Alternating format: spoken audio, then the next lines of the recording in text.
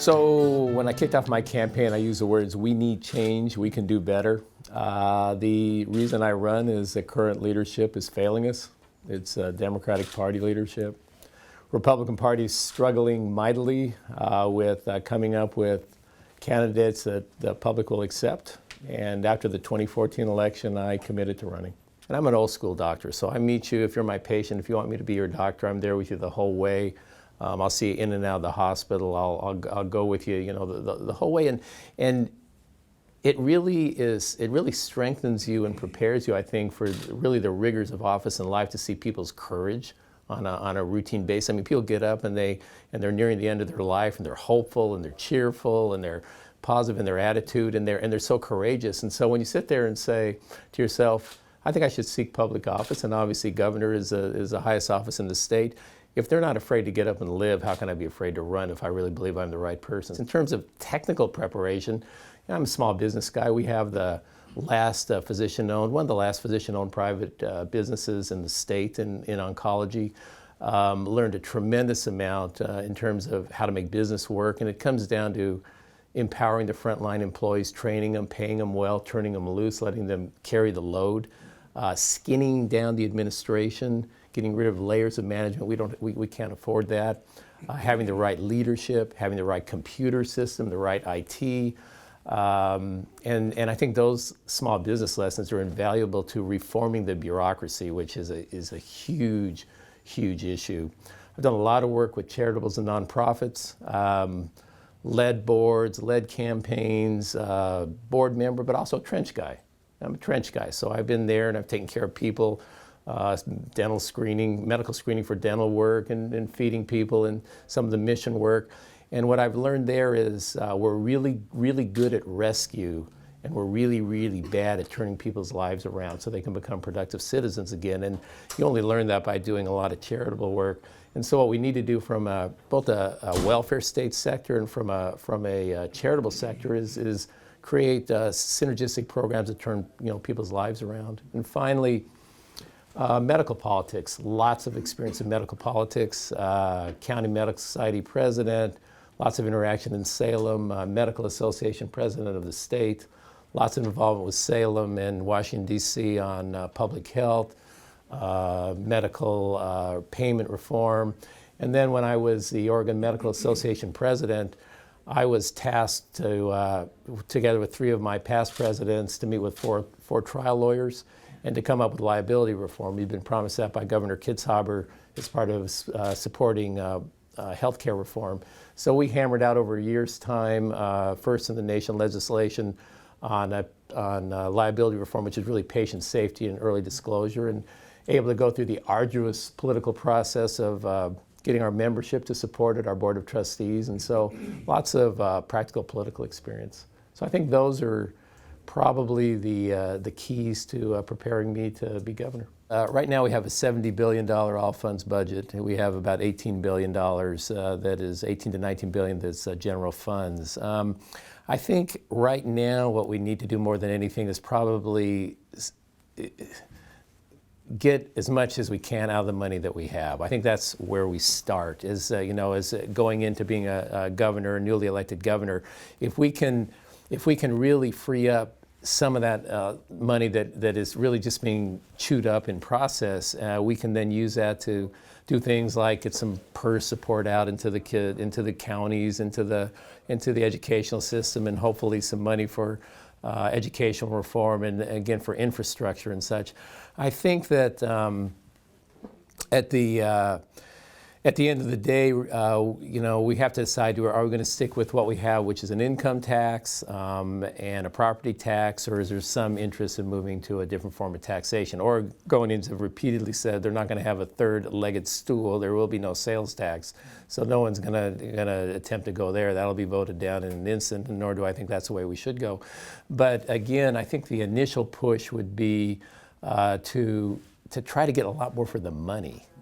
Because all of us, the other thing is people who are working January, February, March, and April to pay taxes. That's kind of the cutoff day, our tax liberation day. We have 61% of our people of working age working. If you could bump that up to 64, 65%, You take the pressure off public services, you have more people working, you have more people contributing. I think that's a huge part of it.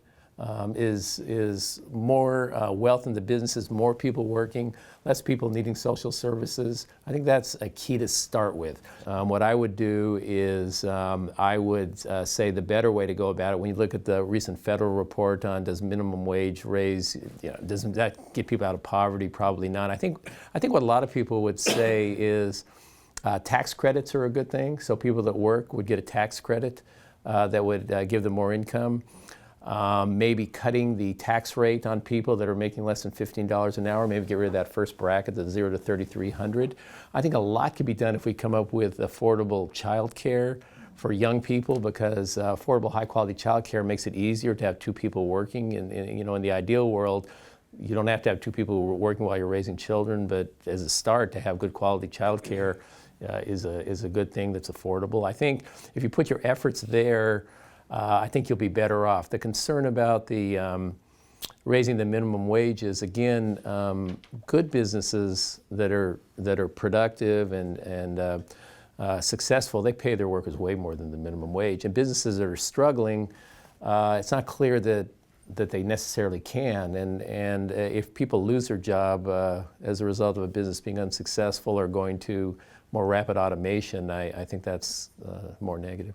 Yes, the Supreme Court told us that we are able to decrease the money match annuity rate. The true annuity rate, if you go out and buy an annuity for $1 million or $2 million, probably 3 or 4%.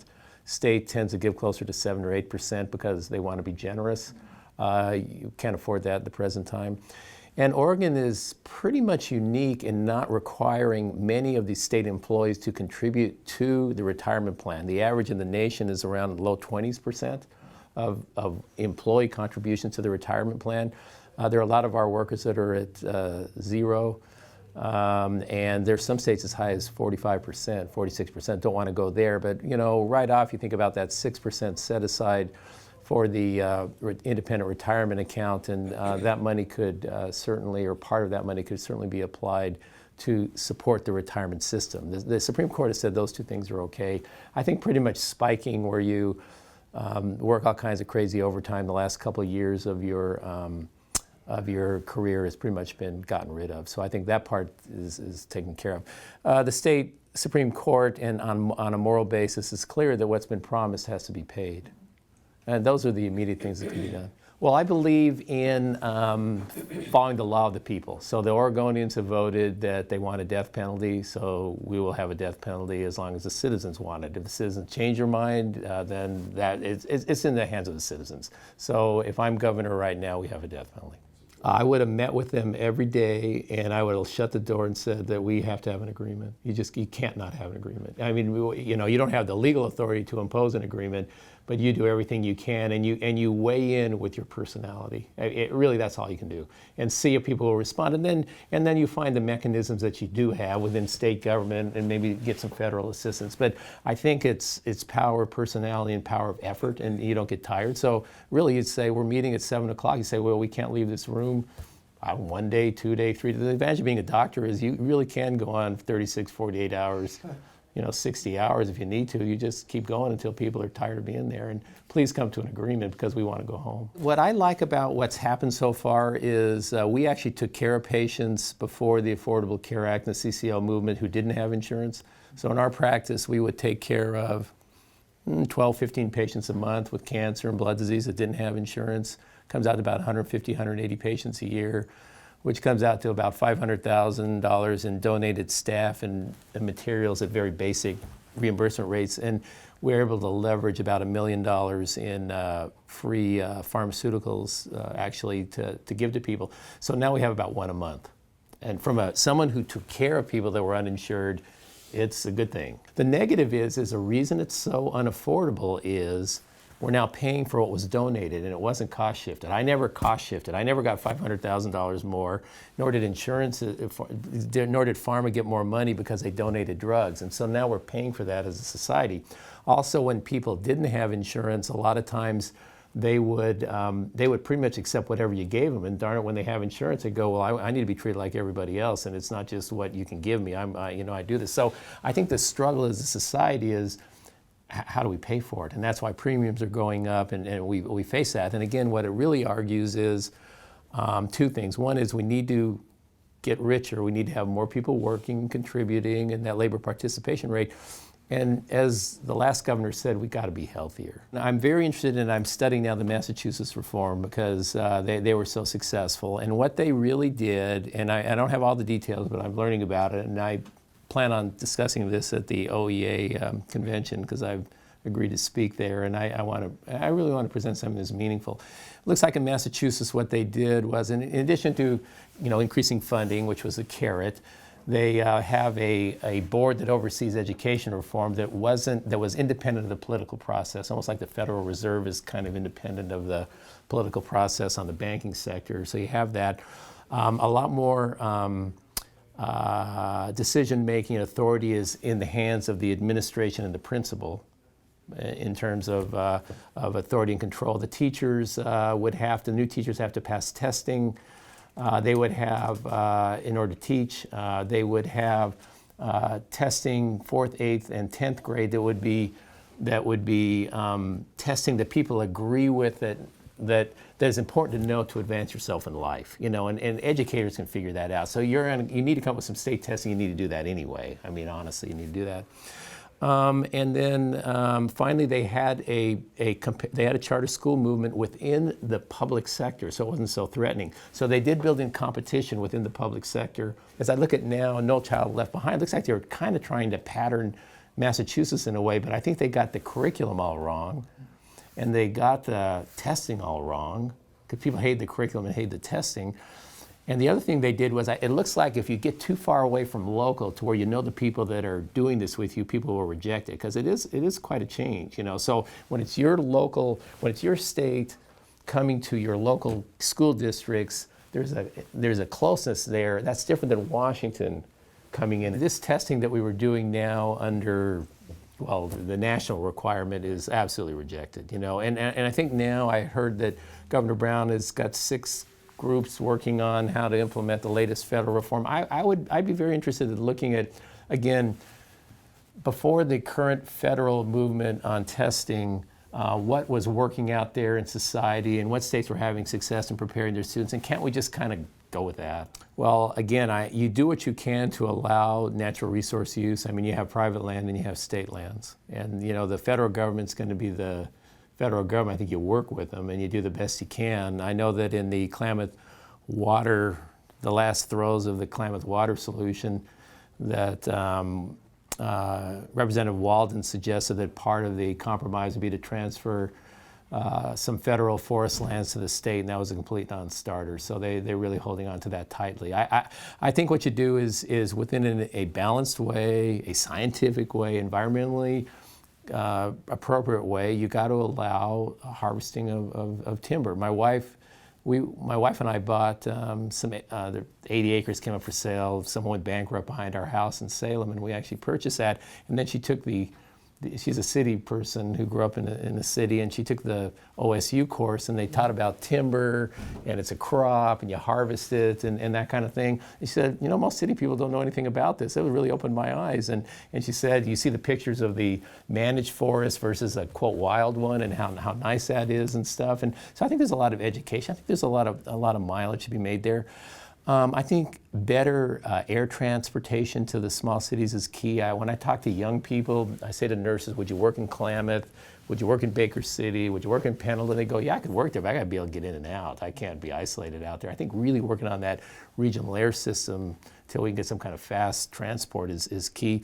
I think doing things like talking to Intel and saying, wow, OIT graduates a lot of students that you seem to want to move to the Portland metro area. Couldn't we move some R&D and work down to Klamath area? I mean, does that make a lot of sense to you that we could do this? And the other thing I always wonder about is, can Portland kind of be the business center and really try to develop and expand business opportunities into the rest of the state, with Portland almost being aligned in that way. Well, the clean fuels was a payback for political contributions from a well-funded Democratic Party environmentalist. I mean, let's just call it what it is. That's all it was. So it was a payback. And when it sounds like when the governor tried to maybe use that as a bargaining chip for a transportation package, that wasn't a good idea. That's what it sounds like as an outsider, not inside. So again, it really argues more that having some separation of power is good. I mean, you know, people always they say they want to have the same party controlling everything, whether it be in Washington or Salem. Is that really the way you want to go? Do you want to have some resistance to that? Because if I was the governor, I'd just veto that. And there's not enough votes to overcome that veto right now. It's her economy. It's her educational system. It's her infrastructure. It's her natural resource lack of ability to use. It's her clean fuels program. It's her anti-business attitude. So she may have been governor for a short period of time, but these are her programs. So, you know, all I can say to the voters, if you like what you have now, you're going to get more of it if Kate Brown continues to be governor. Well, I think the sheriff made a good point when he said, "You've made your point. It's time to go home." You know it is. And I think that we have a long history of protests in America. Obviously, a lot of people believe that the federal government is a bad neighbor. In these rural areas where they own 75% of the land, that they're not helpful to the people that are living and working there. But our way of protest tends to be nonviolent, not scary. You might have to get yourself arrested to make a point. You know, that's the kind of protest that we think about that makes sense. And when you get scary and feel threatening, that's not the way to go about change in America. If I would have seen you as a patient 10 or 15 years ago and I had a record and you said you'd like to see a record, I would have given it to you always. But I could say as a doctor, it's not your record, it's my record, even though it's your record. And so what we have learned in medicine is transparency is good. So right now in most practices, as I enter your information, you can actually go online and see what I'm saying about it. You can go, well, that means that you can't be as truthful as you want to be or whatever. You can't say what you want to say. Well, you don't need to be mean when you're truthful and such like that. So I think that every government record is available to the public at any time that they want it, unless you need to protect somebody, you know, privacy. And I mean that in a way that would be harmful to them, you know, not in their decision making, like they get in trouble because they made a decision. But let's say they had some, you know, drug thing or whatever, mental health issue or sickness or something, you know, that's a private matter, or they had some issue like that. But if you really can't say it in the open, you probably shouldn't say it. And I think there's a lot to be said for when government policy is happening to have the press right there. I mean, I think we stay out of a lot of trouble. I think a lot of the issues we have in government and in corruption and such would not happen if you had the press right there while you're doing policy. It might be a hard decision making, but if it's on the up and up, what is there to hide? Well, what are you hiding? What is it? So we've done it in medicine. We've been there, done that. So that's an easy one. Very easy. Really appreciate your time. Thank you for having me. I appreciate it.